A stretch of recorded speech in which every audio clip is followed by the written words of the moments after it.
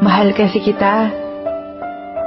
Kaya kapag aabot na tayo sa puntong magkakaroon na tayo ng mga tampuhan at di pagkakaunawaan, ako na ang bahalang magsasorry kahit di ko kasalanan.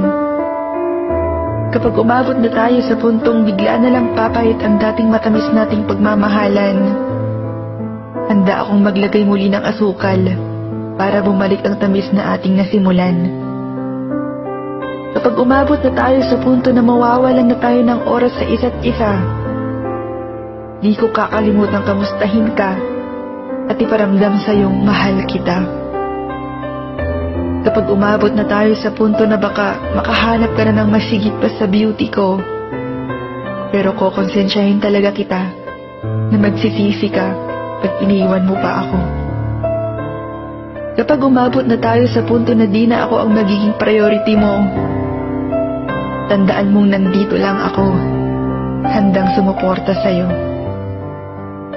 Kapag umabot na tayo sa punto na baka unti-unti ka na lang lumayo, susunod ako sa'yo at hihilain kita pabalik sa kung ano ang meron tayo.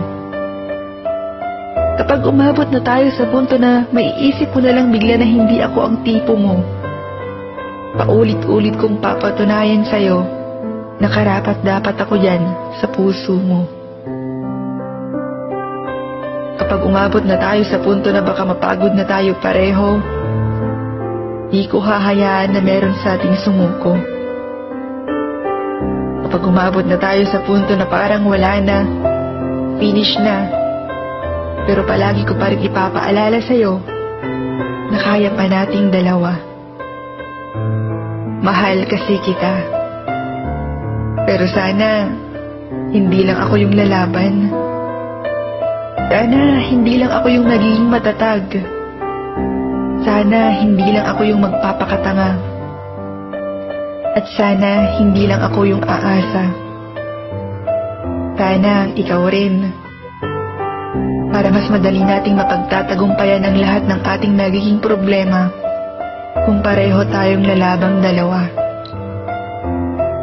Aabot tayo sa punto na mapapagod na tayo. Aabot sa punto na magkakatampuhan tayo. Aabot sa punto na magkakasawaan na tayo. Pero alam ko at sigurado akong hindi aabot sa punto na magwawakas ang tayo. Dahil mahal kita at handa akong makasama ka hanggang sa dulo.